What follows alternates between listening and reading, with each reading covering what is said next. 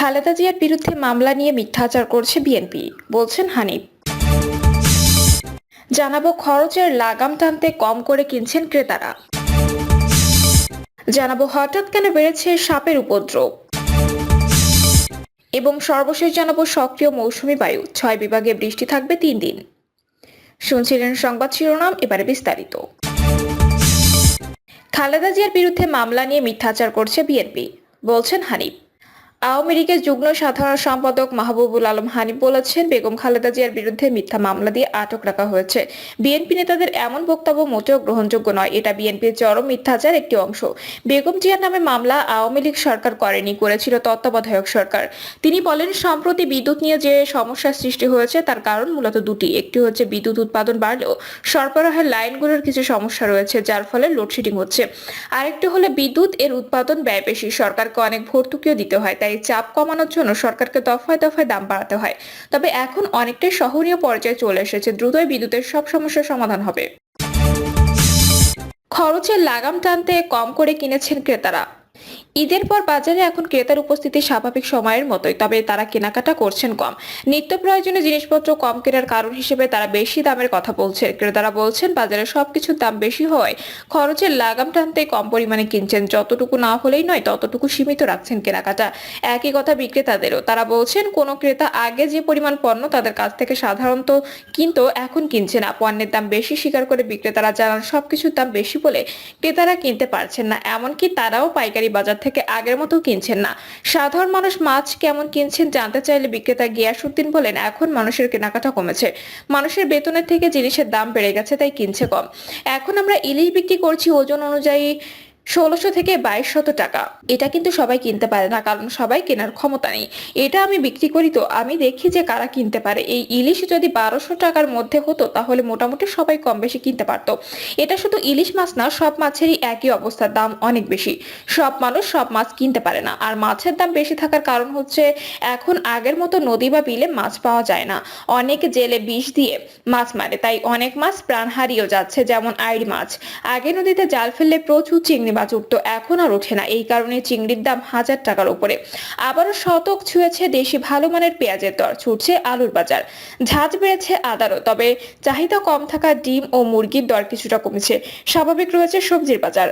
কোরবানির ঈদের সপ্তাহখানেক আগে পেঁয়াজের দর শতকে উঠেছিল, এরপর 10 থেকে 15 টাকা কমে নেমে আসে 85 থেকে 90 টাকায়। এতদিন এ দরে বিক্রি করেছে, এখন আবারও শতক ছুঁয়েছে পেঁয়াজ।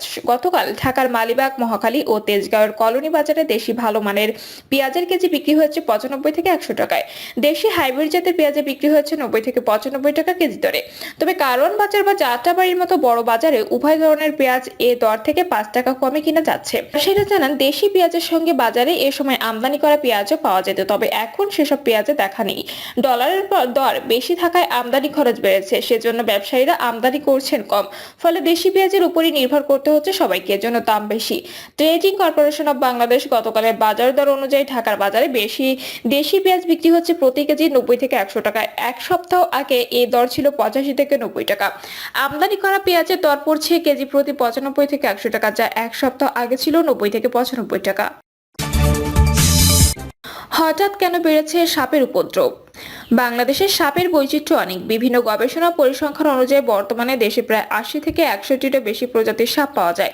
বিভিন্ন অঞ্চলের ভৌগোলিক অবস্থা পরিবেশ অনুযায়ী এলাকাভেদে এক এক রকম সাপের উপস্থিতি দেখা যায়। তবে সম্প্রতি প্রায় সারা দেশে বেড়েছে বিষধর রাসেলস ভাইপার সহ অন্যান্য সাপের উপদ্রব, যা জনসাধারণের মধ্যে নতুন এক আতঙ্ক তৈরি করেছে। প্রাণীবিদরা মনে করছেন, বাংলাদেশে চিল ও বেজির মতো প্রাকৃতিক শিকারী প্রাণীর সংখ্যা আশঙ্কাজনক হারে কমে গেছে, যা সাপের সংখ্যা বৃদ্ধি পাওয়ার একটি গুরুত্বপূর্ণ কারণ। প্রাকৃতিক শিকারী প্রাণীরা বাস্তুসংস্থানে গুরুত্বপূর্ণ ভূমিকা পালন করে এবং সাপের সংখ্যা নিয়ন্ত্রণ সহায়ক হয়। কোনো কারণে এসব প্রাণীর সংখ্যা হ্রাস পেলে সাপের সংখ্যা বাড়ার সম্ভাবনা থাকে।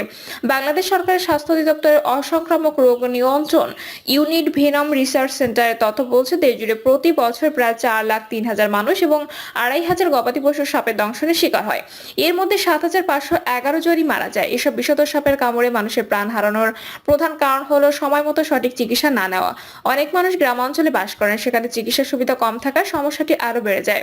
বাংলাদেশ সরকার এবং বিভিন্ন বেসরকারি সংস্থা সাপের কামড়ের চিকিৎসা নিয়ে সচেতনতা বৃদ্ধি এবং সঠিক চিকিৎসা প্রদানের উদ্যোগ নিচ্ছে। সঠিক সময়ে অ্যান্টিভেনাম প্রয়োগ করা হলে জীবন রক্ষা করা সম্ভব। তবে আশঙ্কার কথা হচ্ছে, সাপের কামড়ের সব ঘটনার মধ্যে প্রায় 1/4 বিষাক্ত সাপের দংশন হয়ে থাকে। ফলে অনেকেই সুস্থ হয়ে হাসপাতাল থেকে ঘরে ফিরলেও পরবর্তীতে অধিকাংশের শারীরিক ও মানসিক অক্ষমতা সহ বিভিন্ন সমস্যার মুখোমুখি হতে হয়। গবেষণা অনুযায়ী বাংলাদেশে বিষধর ও নির্বিষ উভয় প্রজাতির সাপ রয়েছে। তাদের মধ্যে কিছু প্রজাতি মানুষের জন্য মারাত্মক হুমকির কারণ হতে পারে। বিষধর সাপের মধ্যে king cobra, cobra, Russell's viper, common krait, banded krait, blockade Russell's viper, green pit viper অন্যতম। অবশ্য বেশ কিছু নির্বিষ সাপও রয়েছে, যেমন Indian python, rat snake, red sand boa, green water snake, চিকন সাপ ও ফ্লাইং স্নেক উল্লেখযোগ্য। বিশেষজ্ঞরা বলছেন, অতিমাত্রা নগরায়ণ, বনাঞ্চল কেটে ফসলি জমি তৈরির ফলে প্রাকৃতিক বাস্তুসংস্থানের উপর বিরূপ প্রভাব পড়ছে। সাপের গুরুত্ব বিবেচনায় এই সংরক্ষণ প্রয়োজন, কারণ সাপ প্রাকৃতিক কীটনাশক হিসেবে কাজ করে এবং পরিবেশের ভারসাম্য রক্ষায় গুরুত্বপূর্ণ ভূমিকা পালন করে। তাই সাপ মেরে ফেলার সমাধান নয়, বরং বাস্তুসংস্থান সংরক্ষণ করতে হবে। তাহলে প্রাকৃতিক শিকারী প্রাণীরাই সাপের ভারসাম্য বজায় রাখতে পারবে। সাপের প্রাকৃতিক শত্রু বা শিকারী প্রাণীর সংখ্যা অনেক। তাদের মধ্যে কিছু প্রাণী সরাসরি সাপ শিকার করে খেয়ে ফেলে। এর মধ্যে সবচেয়ে অগ্রণী ভূমিকা পালন করে বেজি। সাপ শিকারীদের মধ্যে আরো রয়েছে চিল, বাজপাখি, ঈগল, পেঁচা, বনবিড়াল, বড় বিড়াল, গুইসাপ, খাটাস, শিয়াল, মেছোবাঘ ও বড় ব্যাঙ। কিন্তু বহুদিন ধরে গ্রামাঞ্চল এমনকি সংরক্ষিত গহীন জঙ্গলেও মানুষ হানা দিয়ে নির্বিচারে এসব প্রাণী হত্যা করেছে। ফলস্বরূপ সাম্প্রতিক সময়ে বাস্তুতন্ত্রের স্বাভাবিক গতি প্রকৃতি পাল্টে গেছে। এসব প্রাণীর সংকটের কারণে খাদ্য শৃঙ্খলে তাদের অনুপস্থিতির প্রভাব পড়েছে। ফলে দেশ জুড়ে বেড়েছে সাপের উপদ্রব। মানুষে মানুষে বিবাদ হলে অনেক সময় প্রচলিত প্রবাদে বাক্য হিসেবে সাপ বেজি সম্পর্ক উদ্ধৃত করা হয়। গ্রামাঞ্চলের সাপ বেজি লড়াই এবং বেজির জিতে যাওয়া নিয়ে অনেক গল্প প্রচলিত আছে। বলা হয়, সাপের বিষ বেজিকে কাবু করতে পারে না। যদিও কথাটি ভুল। আসলে অল্প বিষে বেজির তেমন সমস্যা হয় না, কারণ প্রকৃতিগতভাবে এদের শরীরে এক ধরনের গ্লাইকোপ্রোটিন থাকে, যা সামান্য পরিমাণ সাপের বিষকে মুহূর্তে নিষ্ক্রিয় করে ফেলতে পারে। কিন্তু সাপ যদি যথেষ্ট পরিমাণ বিষ বেজির গায়ে ঢালতে পারে, তবে তার মৃত্যু অবধারিত। তবে বেজিকে সাপ অসম্ভব ভয় পায়, কারণ বেজির আক্রমণাত্মক মনোভাব, ক্ষিপ্রতা, পিচ্ছিল শরীর, স্বল্পমাত্রা সাপের বিষ নিষ্ক্রিয় করে ফেলার ক্ষমতা এবং যুদ্ধংদেহী মনোভাব সাপকে লড়াইয়ের সময় তটস্থ করে দুর্বল করে ফেলে। আর তখনই সুযোগ বুঝে বেজি সাপের মাথায় কামড় দিয়ে চূর্ণ করে ফেলে। সেই সাপ তখন বেজির আহারে পরিণত হয়। সাপ বেজির লড়াই কেউ একজন না মরা পর্যন্ত চলতে থাকে। সাপ বেজিকে প্রচন্ড আক্রমণ করলেও বেজি কখনো সাপকে দংশনের সুযোগ দেয় না। প্রকৃতির আশীর্বাদে বেজি একটি গুরুত্বপূর্ণ প্রাকৃতিক শিকারী প্রাণী, যা বিভিন্নভাবে পরিবেশ ও মানুষের উপকার করে। বেজি বিশেষ করে বিষধর সাপ যেমন গোখরা, রাসেলস ভাইপার ইত্যাদি শিকার করে। এভাবে বেজি সাপের সংখ্যা নিয়ন্ত্রণে সহায়তা করে। শুধু সাপ নয়, বরং ইঁদুর ও অন্যান্য ক্ষতিকর প্রাণী নিয়ন্ত্রণে ভূমিকা রাখে বেজি। বেজির এসব উপকারিতা পরিবেশ ও মানুষের জীবনে বিশেষ গুরুত্ব বহন করে। হঠাৎ করে যদি পরিবেশে কোনো প্রাণীর পরিমাণ বেড়ে যায়, তাহলে বুঝতে হবে যে ওই প্রাণী এবং এ পরিবেশে ভালো খাবার পাচ্ছে, যা তার বংশ বিস্তারে সহযোগিতা করছে। আমাদের দেশে হয়েছেও তাই। সম্প্রতি ইঁদুরের পরিমাণ অনেক বেড়েছে। এখন ইঁদুরের কারণে আগের চেয়ে 10 গুণ বেশি ফসল নষ্ট হচ্ছে। আবার বনভূমি ও জলাভূমি ধ্বংস হওয়ায় সাপের প্রাকৃতিক বাসস্থান নষ্ট হচ্ছে। ফলে তারা মানুষের বসতিতে প্রবেশ করছে। আবহাওয়ার পরিবর্তনে ফেলছে বিরূপ প্রভাব, যেমন বন্যা, অতিবৃষ্টি ও অন্যান্য প্রাকৃতিক দুর্যোগের কারণে সাপের বসতি পরিবর্তন হচ্ছে, যা তাদের মানুষের কাছে নিয়ে আসছে। আবার খাদ্যের সন্ধানে সাপ গ্রামের পাশাপাশি শহর এলাকায় প্রবেশ করছে। তিনি আরো বলেন, এখন ফসল ফলাদিতে বিভিন্ন প্রকার পোকার উপদ্রব বেড়েছে, কারণ যেসব শিকারী প্রাণী এসব পোকা ও ইঁদুর খেয়ে পরিবেশের ভারসাম্য বজায় রাখতো, আমরা তাদের মেরে ফেলেছি। কোথাও বড় কোনো গাছ নেই, পাখিরা কোথাও নিরাপদে নেই। বেজি, দাঁড়া সাপ, গুইসাপ, পেঁচার থাকার জায়গা নেই। একটি পেঁচা প্রতিদিন 1 থেকে 2টি করে ইঁদুর খেয়ে পরিবেশের ভারসাম্য বজায় রাখে। দিন দিন আমরা পরিবেশকে ভারসাম্যহীন করে ফেলেছি। মানুষের জ্ঞানের স্বল্পতা ও অজ্ঞতার কারণে এমন পরিস্থিতির সৃষ্টি হয়েছে। উল্লেখ করে মোহাম্মদ ফিরোজ জামান বলেন, এসব বিষয়ে মানুষের মধ্যে যে জ্ঞানের আলো ছড়ানোর কথা ছিল, সেটির অভাব রয়েছে। সমস্যা থেকে উত্তরণের উপায় কি জানতে চাইলে তিনি বলেন, এসব বিষয়ে এখনো 5% মানুষ সতর্ক হয়েছে কিনা সেটি নিয়ে সন্দেহ রয়েছে। একটি শিয়াল বা মেছোবাঘ দেখলে সবাই লাঠি নিয়ে দৌড়াচ্ছে, তাহলে কিভাবে হবে? মানুষকে সচেতন করার বিকল্প নেই। সচেতন করার দায়িত্ব রাষ্ট্রের। এখন যদি সবাইকে সচেতন করে এসব বিষয়ে নজর দেওয়া হয়, তাহলে আগামী 3 থেকে 4 বছরের মধ্যে স্বাভাবিক অবস্থা তৈরি হওয়ার সম্ভাবনা রয়েছে। তা না হলে পরিবেশের উপর মারাত্মক বিপর্যয় নেমে আসবে। সক্রিয় মৌসুমী বায়ু, 6 বিভাগে বৃষ্টি থাকবে 3 দিন। দেশের 6 বিভাগে ভারী থেকে অতি ভারী বৃষ্টি হতে পারে, অন্য 2 বিভাগের অধিকাংশ জায়গায় মাঝারি বৃষ্টি হতে পারে। মৌসুমী বায়ু সক্রিয় থাকার কারণে আগামী 3 দিন এমন বৃষ্টি চলতে পারে বলে পূর্বাভাস দিয়েছে আবহাওয়া অফিস।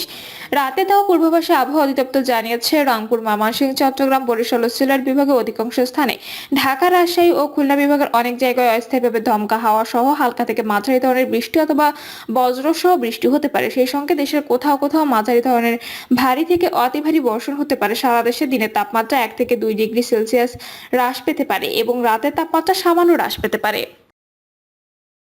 প্রিয় দর্শক, এই ছিল এখনকার সর্বশেষ সংবাদ। আপডেট সব সংবাদ পেতে চ্যানেলটি সাবস্ক্রাইব করে বেল আইকনটি ক্লিক করে রাখুন।